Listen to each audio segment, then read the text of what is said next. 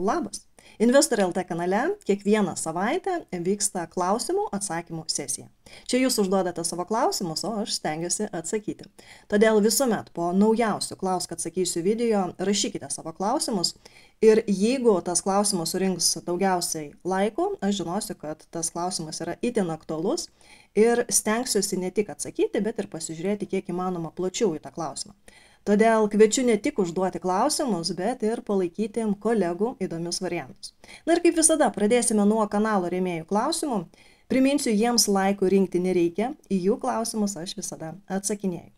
Tai ir pradėkime. Pirmas rėmėjo klausimas, Eugenijus klausia. Labas, dėkui už info ir laiką, kurį skiri šiame kanale. Norėčiau paklausti, koks pasirinkimas būtų geresnis energy sektoriui.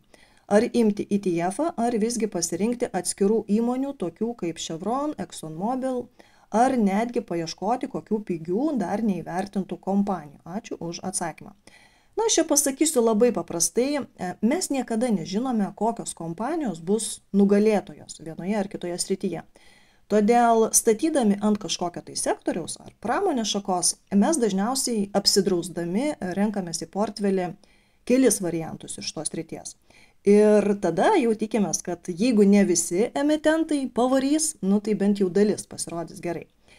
Bet atsirinkti kompanijas reikia laiko, reikia turėti bent jau bazinės žinias, reikia mėgti analizuoti ir verslą, ir aplinką, reikia mėgti skaityti. Tai žodžiu, tam reikia skirti tikrai daug laiko. Todėl mažiausia tokia veikla jums turi patikti. Ir aš pasakysiu iš savo patirties, kad daug lengviau ir įdomiau tą daryti, kai esi bendruomenėje tarp tokių pačių investuotojų.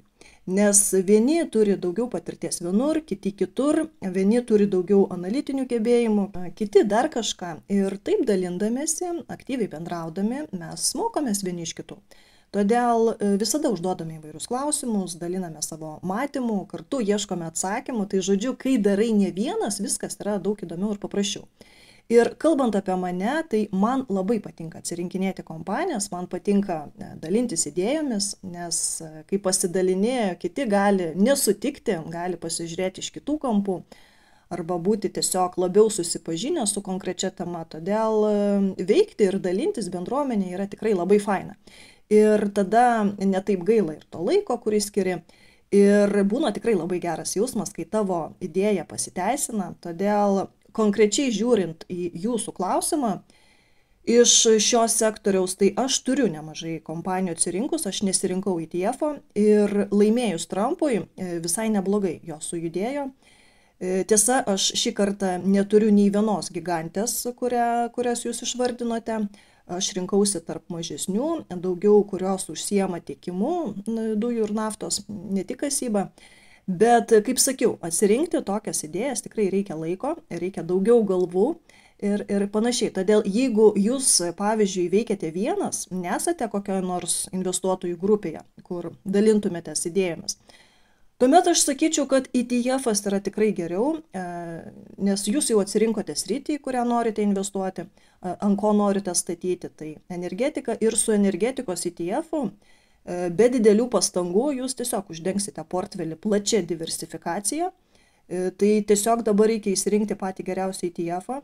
O kaip rinktis ETF-us, į ką atkreipti dėmesį, aš dalinausi kanale, atskirame video, yra netgi atskiras grojaraštis tam paskirtas. Priminsiu, kad visos naudingos nuorodos ir dar daugiau naudingos informacijos jūs galite rasti šio video aprašymą, todėl pasinaudokite to. Važiuojame toliau, važiuojam prie kito klausimo. Štai Darius klausia. Labas, prašau pasidalinti jūsų įžvalgomis apie BAIN. Dėkoju. Man nežinoma kompanija. Matomai Europos, nes Finvizija neranda, tai einame į Guru Focusą kartu. Šiaip aš labai nesidomiu europinėmis kompanijomis, jūs žinote, nebent tai yra labai jau žinoma įmonė, kokią čia biržą įmame, gal vokiečius pasiemam, nors iš tikrųjų jokio skirtumo, kokioje biržoje žiūrėti. Taip, kainos grafikas tik žemyn, man tai jau nelabai patinka. Visiškai stagnuojanti matau įmonę, čia arba yra dividendai geri, arba jie labai skiedžia savo akcijas. Taip, kuo jie užsiema. Čia yra farmacijos ir žemės ūkio pramonės kompanija, tai žodžiu, jinai ne tik tai vitaminus ar vaistus kūrė, bet ir cheminės medžiagas, pesticidus ir panašiai. Taip, su skolų aptarnavimu čia problemų jokių nėra, tai čia yra gerai. Matome, kad šie metai yra nuostolingi, todėl iš dalies mes suprantame, kodėl akcijos pinga. Dabar pelno prognozės, aš nelabai tikiu, kad tiek bus, nes dabar už 12 mėnesių yra minus 1,28 €. Tai kaip ji metus uždarys su 2,46 € EPS su pliusiniu pelnu, tikrai sunku pasakyti. Tai reikia nagrinėti įmonės ataskaitas, gal čia yra kažkoks tai sezoniškumas labai ryškus, gal pavyzdžiui šitas ketvirtis bus labai stiprus ir kažkaip išvairuostina į pelną. Bet pajamų pelno grafikas nuo 2,12 praktiškai nerodo jokio augimo dinamikos. Tai kaip sakiau, tai yra stagnuojanti įmonė. Pasižiūrėkime dar ketvirčiais, yra aišku tam tikras cikliškumas čia. Ir kalbant apie pajamas ir kalbant apie skolas, dar dividendus pasižiūrėkime, kiek jų ten, tai čia tik tai yra 0,5%. Tai tada pasakykite man, prašau, kodėl ji jums atrodo įdomi. Tikrai parašykite, kas jūs sudomino dėl šios kompanijos. Gal aš kažko nematau, kažko nesuprantu, bet kol kas man ji visai netrodo įdomi. Tai bent jau gerai, kad akcijų neskiedžia, bet aš tai jos tikrai nepirkčiau. Matot, jeigu jūs žiūrite į PE rodiklį, tai taip, atrodytų, kad jinai yra pigi, gal sakytume, neįvertinta, bet jūs turite pajausti skirtumą tarp kompanijos, kuri, pavyzdžiui, augina pelną ir momente dėl kažkokių tai priežasčių buvo akcijų išpardavimas. Tai tokiu atveju mes galime sakyti, kad ji yra neįvertinta, nes laikas eina, pelnai auga, jos rodikliai atrodo vis pigesni ir aišku, kad kažkuriuo tai momentu investuotojai į ją atkreips dėmesį, kaip į super pigią augančią kompaniją ir tada akcijas pradės supirkinėti. Bet jeigu kompanija mažina savo pelną, jeigu mažina savo prognozes ir dėl to akcijos pinga, tai ji yra tiesiog pigi kompanija. Bet neįvertinimo čia jokio nėra. Tai šiuo atveju man atrodo, kad būtent šitas variantas ir bus čia. Taip, šalia yra kitas rėmėjo klausimas ir matau, kad labai aktualus, nes net 8 laikai. Vilmantas klausia, labas Inga, galima jūsų nuomonės apie Oklo? Tai paskutiniu metu kompanijos, kurios susijusios su branduolinė energetika tikrai labai išpopuliarėjo. Aš gerokai anksčiau esu dariusi video apie tai ir tada jau kalbėjau, kad jeigu mes ir toliau tokiais sparčiais žingsniais keliausime prie naujų technologijų plėtros, jeigu vis aktyviau naudosime dirbtinio intelekto galimybės, tai aišku, kad tiek elektros energijos, kiek turime dabar, neužteks būsimiems pajėgumams užtikrinti. Ir aš pavyzdžiais argumentavau, kodėl neužteks arba kodėl atsinaujinanti energija dar ilgai nepaveš tokio augančio poreikio. Todėl tuo metu mano statymas ir buvo ant branduolinių elektrinių, kurios galėtų išspręsti augantį poreikį. Ir tuomet mano pagrindinis statymas buvo ant urano kasėjų. Nes visa kita, pavyzdžiui, kompanijos, kurios kūrė modulinius reaktorius, mažesnius reaktorius, jos beveik visos dar yra labai ankstyvoje stadijoje. Ir nagrinėdami tų kompanijų balansus arba vertindami artimiausios ateities gaires, mes negalime dar nieko konkretaus matyti. Nes pasikeis reguliavimas, atsiras koks nors vienas stiprus konkurentas, ir pasiims didžiąją dalį. Nes kol kas čia yra tik dideli lūkesčiai, didžiulis hypas. Ir kol yra tik spekulacijos, jos, aišku, ypač paaštrėjo po to, kai technologijų gigantės paskelbė, kad bendradarbiaus su tokiamis kompanijomis, kurios gali pasiūlyti branduolinę energiją, tam, kad big techai galėtų valdyti savo dirbtinio intelekto, duomenų centrų pajėgumus ir panašiai. Todėl tokios kompanijos kaip Oklo tai tikrai labai neblogai išbrango, bet vertinant tiek pačios įmonės lūkesčius, tiek analitikų prognozes, tai be 27 metų jokių jėgainių pas ją nebus. Ir tik arti 30 metų, žiūrint į analitikų lūkesčius, mes matome, kad kompanija išeis į pelną. Kuo ji įdomesnė nei kitos hypinės istorijos, tai kad ji pardavinės ne brandolinių jėgainių projektus, o pati pardavinės savo jėgainių elektrą. Bet, aš kaip sakiau, be 20 metų čia tikrai nieko nebus. Jeigu nagrinėtume fundamentaliai, tai matome tik 28 metų pabaigoje, kad ji turės pelną. Dar po metų EPS planuojamas, kad bus jau 27 centai, bet PE rodiklis tuomet bus 83, kas yra labai labai daug. Nepaisant, kad visus tuos metus įmonė labai sparčiai augs, anot analitiko. Bet kiek visko jau yra šiandien įskaičiuota jos akcijos kaina, tai patys matome. Jeigu prie tokių augimų po 5 metų PE 83 arba price to sell rodiklis 28 metais yra 52, dar po metų PS 21, tai čia yra kosmosas, ne kaina. Lūkestis yra labai didelis, hypas yra didelis, investuotojų godumas ir azartas, kai matai sparčiai kylantį aktyvą, irgi yra labai didelis, todėl kaina ir toliau, aišku, gali kilti, bet jeigu žiūrėti į kompanijos vertę, į jos būsimus uždarbius, tai ji tiek stipriai perpirkta, kad baisu žiūrėti. Toks vaizdas, kad ji neturi konkurentų, kad ji bus vienintelė laimėtoja šiose lenktynėse, bet o jeigu kas paeis ne taip, jeigu kokių leidimų ar licenzijų negaus, tai įsivaizduokime, kaip jis stipriai koreguos į žemyn. Todėl spekulacijai galbūt ir įdomu. Konkrečiai šitos kompanijos aš niekada neturėjau, nors klube investuotojai apie ją labai daug diskutavo ir sėkmingai prekiavo, nes kol kas čia tik, kaip sakiau, įdomu spekulacijai, arba reikia turėti geležinius nervus ir labai didelį tikėjimą būtent šitą kompaniją, ir nusipirkus akcijas tiesiog laukti. Bet jeigu trumpai, tai man yra labai labai brangi kompanija šita ir visai neįdomi. Važiuojam toliau, gal dar bus klausimų su žvaigždute. Taip, Audrius klausia, kaip visada ačiū už gerus video ir apžvalgas, turiu nusipirkęs Snowflake. Dėdukas Buffettas irgi turėjo šią kompaniją, bet jau išpardavė. Kokia galėtų būti šios akcijos ateitis? Palanti ir duoda į kaulus Snowflake. O kokia jos ateitis, tai pasižiūrėsime, ką Guru Fokuse pamatysime. Aš prisipažinsiu, tikrai senokai jos nebeseku, tai bus įdomu pasižiūrėti, kaip jis šiandien atrodo.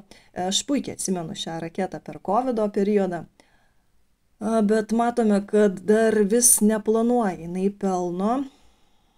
Čia matome, kad lyg ir turėtų pelno turėti, bet kol kas išlaidų yra pas ją labai daug. Aišku, jų kažkada neliks, bet kol kas yra tos laikinos sąnaudos, kurios suvalgo visą jos pelną. Ir gryno pelno čia nėra. Ir artimiausius metus matome, kad nežada jo būti čia. Tai čia kompanija, kuri matome, kad 1, 2, 3, 6 metus dirbo į nuostolį. Ir dar 3 metus planuoja tą nuostolį turėti. Tai kam jums tokia kompanija? Kodėl ji turėtų brangti dar labiau? Nebent jūs sekate naujienas apie ją ir žinote, kad kažkas čia yra žadama, kažkas labai gero, perspektyvaus, bet kaip matome iš analitikų vertinimo, tai čia kažko stebuklingo nėra. Ji jau dabar yra labai brangi, PS 13, kas yra tikrai daug. Matome, kad pajamos auga.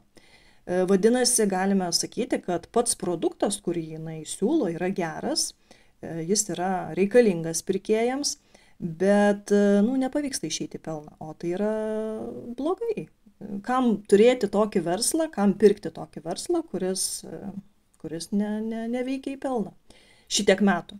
Tai labai gerai dar, kad jinai skolų neturi, bet skolų jinai neturi todėl, kad skiedžia savo akcijas. Akcijų rinkoje vis atsiranda daugiau, jos pinga, todėl gerai, kad senelis Warrenas ją pardavė. Aš irgi labai senai jau ją esu pardavusi ir neplanuoju kol kas į tokias istorijas lysti, nes tikrai yra daug įdomesnių istorijų. O spekulacijoms čia irgi jau yra labai didelė rizika, nes jinai jau labai brangi dabar. Tai tikiuosi, kad jūs išgirdote ir ne tik konkrečiai apie kompaniją, bet ir daug kitų svarbių dalykų. kuriuos galėsite pritaikyti, kai savarankiškai nagrinėsite įmonės.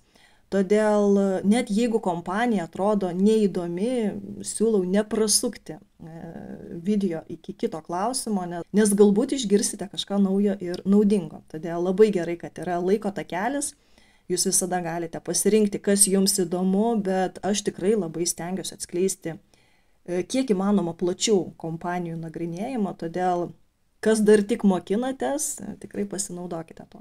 Visko pasinaudokite. Ok, daugiau klausimų su žvaigždute nėra, tai eikime prie daugiausiai jūsų laikų sulaukusių klausimų. Ir štai, 12 laikų, Scramble Regimantas rašo. Labas, pirmiausia, labai ačiū už atliekamą švietėjišką darbą. Na taip, aš šitaip renku savo karmos taškus. Domina AS kritimo priežastis ir ar turi potencialo kilti, kokia tikslinė kaina. Aš iš karto noriu, kad jūs neturėtumėte tokių iliuzijų, kad visas kompanijas aš žinau ir kad aš galiu pasakyti visoms toms kompanijoms tikslinės kainas. Aš galiu pasidalinti tikslinėmis kainomis tų kompanijų, kurias seku. Jų tikrai yra nemažai. Jeigu kompanijos ataskaitos aš nagrinėjau, jeigu vertinau rodiklius, tada paprastai ir paskaičiuoju tikslinę kainą. Bet jeigu kompanijos neseku, tai iš lempos aš greitai tikrai nesuskaičiuosiu. Aišku, maždaug galima primesti, kokia galėtų būti reali verslo kaina, nes jau kai tiek įvertinusi su įmonių, tai padaryti tą nėra galbūt labai sunku. Bet tiksliniai kainai nustatyti tikrai reikia daug dalykų ir patikrinti, ir įvertinti. Todėl dėl šitos kompanijos aš ataskaitų nenagrinėjau, bet aš nagrinėjau utility sektorių. Kai ieškojau ten įdomių variantų, tai šita kompanija pro mano filtrus tiesiog nepraėjo. Dabar kodėl krito kaina, tai reikia skaityti naujienas. Be to dabar yra ataskaitų sezonas ir greičiausiai jie silpnai atsiskaitė arba sumažino ateities prognozes, todėl ir koregavosi žemyn. Šiaip visos utilities kompanijos laimėjus Trumpui truputį pasikoregavo. Kodėl taip nutiko? Aš kalbėjau per sekmadienio video. Jeigu trumpai, tai yra manoma, kad Trumpas bus tas, kuris vėl pakels infliaciją su savo politika ir palūkanas teks laikyti ilgiau. Todėl dividendinės kompanijos, stipriau užkredituotos kompanijos, manoma, kad jau stipresnį spaudimą, todėl jos buvo ir išparduotos. Ir labai panašiai sureagavo ir rytai, ir aišku, visos tos utilities kompanijos. Jeigu būtų laimėjusi Kamala, tai atsinaujinanti energija ir utilities plačiaja prasme dabar atrodytų, manau, daug geriau, bet yra kaip yra. Iš kitos pusės niekur nedings atsinaujinanti energija, gal nebus tokio palaikymo, kaip buvo, bet tas trendas anksčiau ir vėliau vėl įgaus pagreitį. Ir tai, kad šita kompanija moka apie 5% dividendų, tai galima ir pralaukti tą laiką. Tik aišku, su šita kompanija tai reikia trupučiuką būti atsargiam, nes klausimas, ar jinai ilgai galės tuos dividendus mokėti, nes šiaip jinai yra stipriai užkredituota kompanija ir jeigu nemažins dividendų, jeigu skolų nedidins, aišku klausimas, ar gaus jinai geromis sąlygomis kreditą, kai jau tokia yra užkredituota, greičiausiai ir pati turbūt nenorės lysti giliau į skolas, prie aukštų palūkanų, todėl jie darys greičiausiai tiesiog papildomą akcijų emisiją. Ir tas nėra gerai, jeigu tai bus daroma tik tai skoloms dengti ar dividendams išmokėti, o ne, tarkim, verslui plėsti. Tai pasižiūrėkime, ką Seeking Alpha analitikai jai planuoja. Matome, kad labai konservatyvus pelno augimas iki pat 28 metų. Jeigu ji išlaikytų dividendus, jeigu per daug neskiestų akcijų, jeigu palūkanas stipriau Fedas mažintų, tai šita kompanija artimiausius 2 metus gali kainuoti tarp, sakykime, 16 ir 18 dolerių ties štai šiais lygiais, kur yra didesnė pirkėjų pardavėjų koncentracija. Bet kad tiksliau nustatyti tikslinę kainą, tai aišku reikia labiau gilintis į šitą kompaniją. Bet manau, kad atsakyti sugebėjau. Toliau važiuojame, kitas klausimas, 12 laikų surinkęs. Bertoldas klausia, labas, Nike krenta kaina, kokios priežastys lėmė kainos kritimą? Galbūt geras laikas įsitraukti į portfelį. Ačiū. Aš ją kiek anksčiau nusipirkau į portfelį ir pasitikau visą tą negatyvą jau būdama akcininkė, kai kaina vos ne iki $70 buvo nukritusi. Ir jeigu bus tokia kaina, tai kaip ir neseniai mes kalbėjomės su klubo nariais, mano manimu prie $70 būtų tikrai labai įdomus, idealus variantas. Ar tiek pamatysime, aišku, klausimas, nes tiek jinai nenukrito, net ir prie didžiausių negatyvų, o paskutinis augimas buvo susijęs tik tai su nauju SEO paskirimu, o ne dėl kažkokio verslo pagerėjimo ir panašiai. Aš pati labai daug tikiuosi iš naujojo vadovo, tai yra stiprus vadovas, charizmatiškas, labai atrodo tinka prie tikrųjų Nike vertybių, ant ko ir buvo statoma šita kompanija. Ir beje, yra geras filmas apie šią kompaniją. Mes kažkada penktadieniais mūsų Facebooko grupėje dalindavomės įdomiais filmais savaitgaliai, tokiamis rekomendacijomis, ką vertėtų pasižiūrėti investuotojai. Tai vienas iš rekomenduotų filmų būtent ir buvo apie Nike kompaniją. Aš tą istoriją jau žinojau, buvau skaičiusi, bet filmas tikrai patiko. Ir pavyzdžiui, buvo laikas su šita kompanija, kad tas pats, tarkim, Kobe Bryantas buvo vienas iš Nike ambasadorių. Nu, jis buvo tikrai didžiulis pavyzdys, kas domisi sportu, kam buvo artima ir įkvepianti Mamba mentality, nes daugeliui tas žmogus buvo ikona. Ir kai kompanija tokius žmonės imdavo, tai buvo vienas dalykas. Nu, ir patys vartotojai tada norėjo būti to dalimi. Bet vėliau įmonės sprendimai keitėsi ir kompanijos pasirinkti nauji veidai labai nepatiko tradicinės šeimos vertybės propaguojantiems vartotojams. Todėl vartotojai tiesiog pasirinko nebepirkti Nike ir apie boikotus labai garsiai viešai reiškėsi ir tada rezultatai įmonės vis blogėjo. Aišku, mes galime kalbėti, kad silpna ekonomika, žmonės mažiau vartoja, tas irgi žinoma prisidėjo prie jos rezultatų, bet didelė dalis tiesiog nepritarė pačiai įmonės politikai ir dėl to kompanija tikrai nukentėjo. Todėl akcijos atitinkamai ir krito. Ir dėja, bet iki šiol prognozės tikrai nedžiugina, bet kadangi aš myliu šią kompaniją ir noriu būti jos akcininkė, tai aš įsitraukiau portfelį, ir dabar tiesiog laukiu, kada jinai atsigaus. O kad atsigaus, tai aš tikrai nebejoju, tik tai kada tas bus, ar 27, ar 28, niekas nežino. Faktas tas, kad net prie dabartinės kainos, kuri tikrai ženkliai pakritusi, ji išlieka brangi pagal PE rodiklius. Pas ją vardinis PE yra apie 25, kas yra brangu vertinant jos pelno augimą. Todėl ar laikas dabar pirkti, tai aš pasakyčiau taip, kad jeigu žiūrėti tik į rodiklius, tai laikas atrodo netinkamas. Važiuojam toliau, ieškokim, kur yra daugiau laikų. Štai, 14 laikų ir klausimas. Sveiki, Realty Income, tikeris O, ką manote apie šią kompaniją? Aš gerai manau, kompanija kas mėnesį moka dosnius dividendus ir žiūrint į istoriją, tai prie visų baisių krizių, krachų ji išlaikė dividendus, ne tik nesumažino, nenutraukė mokėjimo, bet priešingai, kasmet tuos dividendus kėlė. Ir dividendiniam portfeliui tikrai variantas yra geras. Klube, kas kartu su manimi pirko iš netaip senai, tai mes pirkomės prie žemiausių palaikymo lygių ir aš fiksavausi, kai jau kaina priartėjo prie tikslinės kainos. Mano pirma stotelė buvo 68, bet aš tiek nesulaukiau, fiksavausi maždaug prie 65. Ir toks sprendimas šiam momente atrodo tikrai buvo geras, bet ilguoju periodu žiūrint, aš manau, kad iš tokių istorijų gal visai ir neverta šokinėti, tiesiog kaip dividendinis aktyvas geriau tegul būna portfelį ir tiek tų žinių. O ji pakrito dėl to, kad, kaip ir minėjau, čia ir utilities, ir rytai, dėl to pačio, kad yra manoma, jog bus ilgai laikomas aukštos palūkanos, arba jeigu bus sumažintos tos palūkanos, tai teks vėl jas kelti.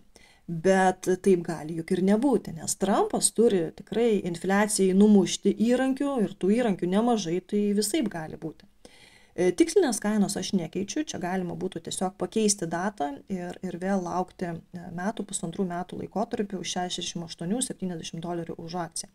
Ir kai moka apie 5% dividendų, tai net ir minuse galima kažkiek pabūti ir palaukti, kol atsigaus. Gerai, keliaukime toliau, ieškome klausimų, kurie būtų labiau jums aktualūs, kur būtų daugiau laikų. Štai, Palantyras. Apie šią kompaniją pasakyti daugiau nei kad čia yra visiškas hypas ir kad spekuliantų beprotybei tiesiog nėra ribų, tai aš turbūt nebeturiu net ką ir pridurti. Aš irgi turėjau šią kompaniją, kai stačiau ant to, kad ją įtrauks į S&P 500 ir tada jau kai įtraukė, tada aišku, jinai kilo, akcijos brango, nes suprantame, kad akcijos brangsta, nes ETF-ai, kurie seka indeksus, tiesiog privalo pirkti tas kompanijos akcijas. Tai tą aš atžaidžiau. Kaip man atrodė labai sėkmingai, dvigubai tos akcijos pakilo ir atrodė tikrai super. Ir tiksliai nepasakysiu, prie kiek aš ten pardaviau, gal prie 30, gal kiek daugiau. Žodžiu, visą šitą beprotybę, kai staigiai į viršų kilo šitos akcijos, aš praleidau. O kodėl praleidau? Todėl, kad žiūrint į jos rodiklius, čia yra visiška nesąmonė, kas dabar vyksta. Taip, jos pelno augimai yra po 20% kasmet, tikrai atrodo gerai ir lūkestis yra toliau, kad išliks tai 20% augimas, bet ne už tokią kainą. Prie tokių augimų, 30 PE gali būti, galbūt, nors ir tai yra pakankamai brangu. Bet dabar pas ją yra, kaip matome, PE virš 150. Kitais metais bus 126, dar kitais 100. O normalus PE bus tik po 10 metų. Todėl, kaip aukštai kilo šita kompanija, kažkada ji taip smagiai ir nusileis. Ir jeigu laikote, tai tik linkiu, kad spėtumėte laiku iš ten iššokti. O ar verta pirkti, tai tikrai mano nuomonė ne, jos normali kaina turėtų būti apie 25, nedaugiau. O kad yra tokios spekulacijos, tai yra labai gerai, nes tada yra daug įdomiau rinkoje. Gerai, važiuojam toliau. Štai Audrius klausia, ar gilinotės giliau į įmonės MicroStrategy strategiją? Nuo 20 metų, kai adaptavo Bitcoino strategiją, paaugo virš 1600%, kodėl kaina vis lipa į viršų ir investuotojams nemotais paskutinio ketvirčio missed revenue ir EPS. Ir tai, kad nusimato didelis akcijų skėdimas, didelis skolinimasis. Mano kuklių vertinimų 25 metais bus X2 nuo dabar. Gali būti, nes dabar vyksta kripto pampinimas, ypatingai kas susijęs su Bitcoinu, ir ne veltui toks reguliuotojų dėmesys yra, ne veltui buvo leidžiama kurti kripto ETF-us. Tai žodžiu, ne šiaip yra visa tai daroma, aš manau, kad dideli pinigai tokiu būdu užsidirbs dar didesnius pinigus. O MicroStrategy vadovas, aš turiu omeny Saylorą, tai jis savo pavardę tikrai įrašė į istoriją ir jau nebesvarbu, kaip pasibaigs šitą istoriją, jis tikrai padarė labai didelį dalyką.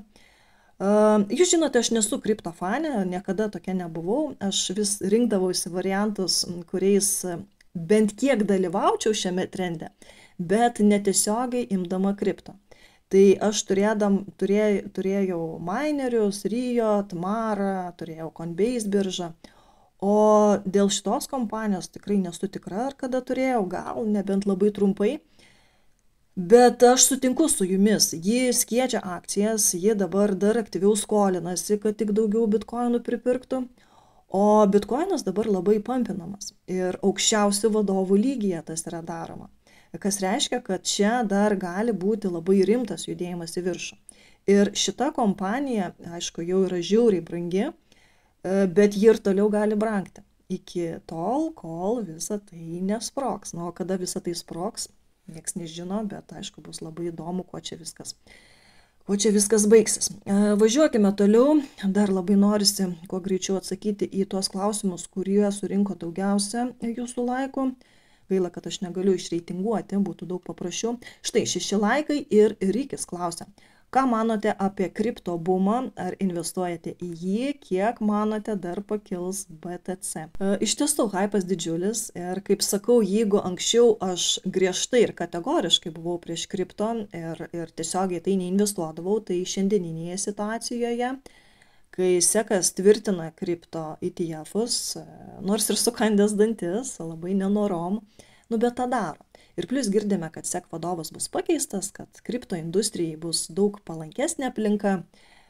Plius, kai jau yra kažkoks reguliavimas ir lengvesnis priėjimas prie kripto ir dar su tokiu palaikymu iš aukščiausių vadovų, tai kaip dabar gali nebandyti judėti kartu su šito trendu, bent jau simboliškai.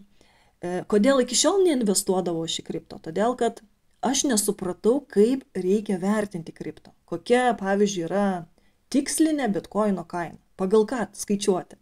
Nes kai vertini verslą, tai ten man viskas aišku, ką reikia analizuoti, ką įvertinti, skaičiuoti, o su kripto yra visai kitaip. Bet jūs žinote, aš seku makro aplinką, matau, kaip ji keičiasi ir tiesiog man norisi tame sudalyvauti, todėl aš irgi jau turiu kripto portfelį. Kitas dalykas, aš tikėjausi, kad Trumpas laimės, ypač kai prie jo prisijungė Elonas Muskas, o jis yra kietas kriptomanas, tai viena iš sričių, ant ko aš stačiau, ir buvo kripto. Ir kadangi aš žinau, kad Musko numylėtiniai buvo Dogecoinas ir Shiba Inu, tai tuos aš irgi pasiėmiau, tada paėmiau Bitcoiną, Solaną ir Ethereumą. Tai viskas, ką turiu, tai dabar tik tai žiūrėsiu, kiek laikysiu tos aktyvus. Jeigu apie tai bus įdomu išgirsti iš manęs, jau netokios kietos kriptomanės, tai žinoma, aš galėsiu pasidalinti, tik apie tai būtinai parašykite. Kalbant apie bitkoino kainą, tai dabar daug ekspertų šaukia, kad bus 100 000, gal ir 120 000 dolerių už bitkoiną. Kiti yra dar optimistiškesni, tai žiūrėsime, kaip ten bus. Bet su tokiu palaikymu, koks yra dabar, manau, kad visai yra realu, kad tiek pamatysime. Mums yra svarbiausia suprasti, ar tikrai valstybės lygmenį, kaip dabar yra kalbama, bitkoinas ir toliau bus palaikomas. Tai žiūrėsime visą tai, seksime, stebėsime. O pirkau savo kripto per Binance biržą, iš visų, kokias žinojau, kokias girdėjau, kokios yra prieinamos mums, tai šita birža pasirodė ir patikimiausia, ir saugiausia, bent jau tiek, kiek aš perskaičiau ir iš ko rinkausi, skaičiau tikrai daug. Taip pat man buvo svarbu, kad nebūtų labai brangu ten pirkti, nes per Revolut irgi galima juk pirkti kripto, bet man ten pasirodė labai jau brangu. Tai jeigu ir jūs galvojate su tuo trendu važiuoti, bet dar neturite išsirinkę kripto biržos, tai Binance accountą atsidaryti tikrai yra labai paprasta. Pervesti pinigus ar nusipirkti aktyvą irgi yra labai nesudėtinga, nes jeigu jau į BKR atsidarėme, tai jau čia bus tikrai vieni juokai. O jeigu kils klausimų, tai rašykite, aš galėsiu padėti, nes žinios yra šviežios. Ir jeigu bus daugiau klausimų, galėsiu ir video instrukciją parengti. Aišku, be jokių refer kodų, čia ne ta istorija. Kas man dar pasirodė pas juos įdomu, kad labai jaunatviška platforma, tikrai skiriasi nuo IBKR, grozdiškumo. Tai Binance'as pasirodė tikrai labai lengvai, intuityviai, ten visa informacija randama. Plius dar jie kaip tik organizuoja, matyt, prieš kalėdinį žaidimą, kuriame naujiems vartotojams, nors turbūt galima dalyvauti ir jau tiems, kurie turi accountą Binance, nesu dėl to tikra, bet naujiems tai tikrai galioja tas žaidimas. Aš jau sudalyvavau ir ten galima laimėti ir 16 iPhone, ir PlayStation, AirPods, ir daug kitų prizų. Aišku, kripto į sąskaitą, kaip ir daugelis siūlo. O kad laimėtum, reikia atspėti, kiek Binance birža turės gruodžio 15 dieną vartotojų. Tai dabartinis skaičius visada yra atnaujinamas jų puslapyje, tai reikia įrašyti savo variantą ir jeigu jūs būsite arčiausiai, tai jūs ir laimėsite. Todėl susitarėm, kad jeigu laimim, tai pasigirsim šioje rubrikoje. Man tai būtų žiauriai faina, jeigu ir iš jūsų kas nors laimėtų. Aišku, kad laimėtumėme, reikia prisiregistruoti ten. Tai nuorodą į tą žaidimą taip pat prikabinsiu šio video aprašyme. Ir jeigu jūs taip pat norite prisijungti prie kripto pasaulio, tai galime tą bandyti kartu padaryti. Pasižiūrėkite, pasinagrinėkite, gal ir jūs sudomins. Gerai, važiuojame toliau, šalia yra 6 laikai ir Dovilė klausia. Ačiū už visada įdomias rinkos apžvalgas ir šią rubriką norėjau paklausti apie Enphase Energy. Ji labai krito po rinkimų, ar turi vilties atsigauti ir kokia galėtų būti jos tikslinė kaina. Kad atsigauti gali, tai tikrai manau, kad labai realu, kad jinai atsigaus. Dabar jinai nusileido ant stipraus palaikymo, praktiškai 20 metų pasipriešinimo viršūnės čia yra, tai žiūrėsime, ar čia atsilaikys. Aš ją laikau, momente jau buvo ir pliusas pozicijoje, nes pavyko stipriau žemumose praskiesti ją, tada šiek tiek ir fiksavausi, kad nebūtų labai didelė pozicija portfelį. Tai yra vadinama portfelio balansavimu, rizikos valdymu. Tai dabar, aišku, vėl yra liūdesys, bet čia tikrai nėra Solar Age variantas, todėl aš tikiu, kad pardavimai atsigaus.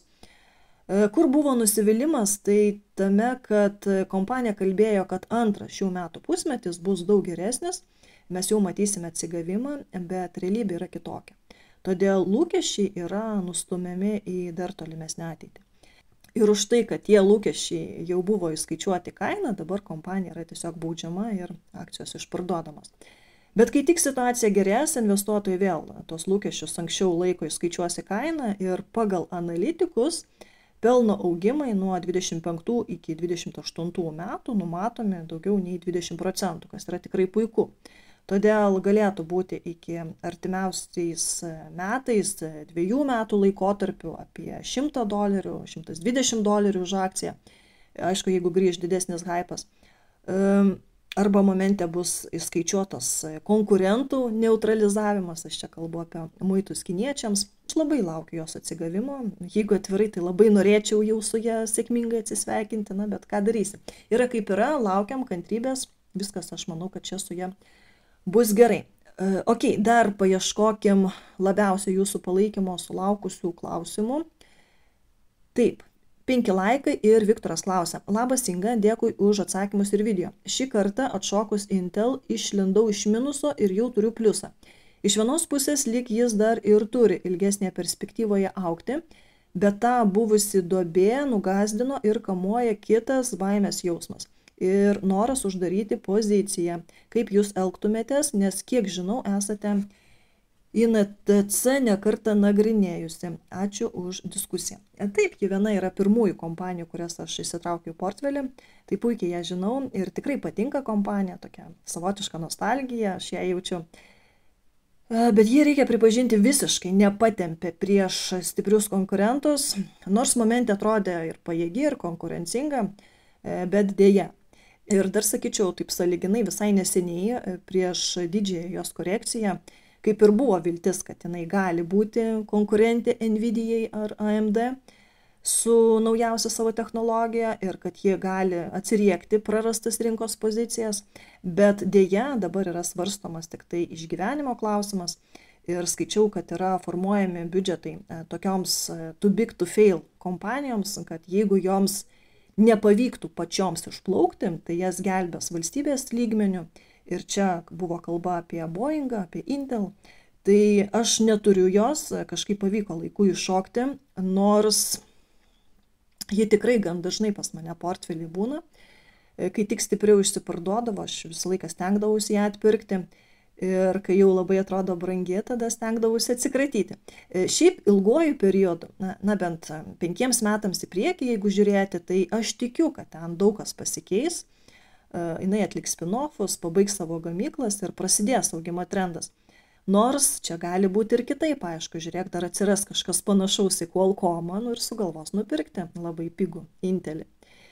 Tai labai didelio įdomumo čia man nėra. Jeigu kompanija kainuotų $17, tai būtų visai kitas variantas.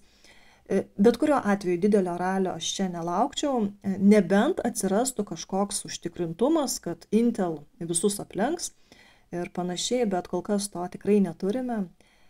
Tai, situacija tokia liūdnoka su šitą kompaniją. Na ir dar vieną klausimą paimkime ir šiandien pabaigsime. 7 laikai ir Tama klausia. Į BKR turiu 7 dividendinės akcijas. Kaip pažiūrėti, kiek gavau dividendų per laikotarpį mėnesį, metus, taip toliau. Dėkoju. Tikrai pasakysiu, kaip pažiūrėti, kiek gavote dividendų, bet tam reikės susirasti šiame kanale grojaraštį Interactive Brokers nuo A iki Z. Tai reiškia, kad ten yra visas grojaraštis skirtas į BKR brokeriui. Ten rasite 4 video. Tai kaip atsidaryti į BKR sąskaitą, kaip nusipirkti akcijas, tai tų video, žinoma, jums jau žiūrėti nereikia, jūs jau tą puikiai žinote, bet video apie pirkimo, pardavimo orderius, Ir paskutinį video apie tai, kaip susidėlioti interfeisą, kad būtų patogu sekti portfelio dinamiką ir kur pasižiūrėti, kiek gavote dividendų, tai jūs tikrai rasite visą šią info būtent tame video. Tai būtinai pasižiūrėkite, jūs galite šio video aprašyme rasti nuorodą, aš įkelsiu atskirai su šauktuku būtent to video nuorodą, kad būtų lengviau rasti, nes video aprašyme visada būna labai daug naudingų nuorodų. Todėl, kad neklaidžiotumėte, įkelsiu su šauktuku, tai prašom, naudokitės ir viską žinosite, kur ką surasti. Tai buvo paskutinis klausimas, kurį šiandien apžvelgiau. Lauksiu naujų jūsų klausimų po šiuo video. Jeigu neatsakiau jūsų į užduotą klausimą, tai nenusiminkite, tiesiog pakartokite jį po šiuo video. Gal kitą kartą jis surinks daugiau laikų ir aš jį atsakysiu. Ačiū Jums, kad buvote kartu, iki kitų susitikimų.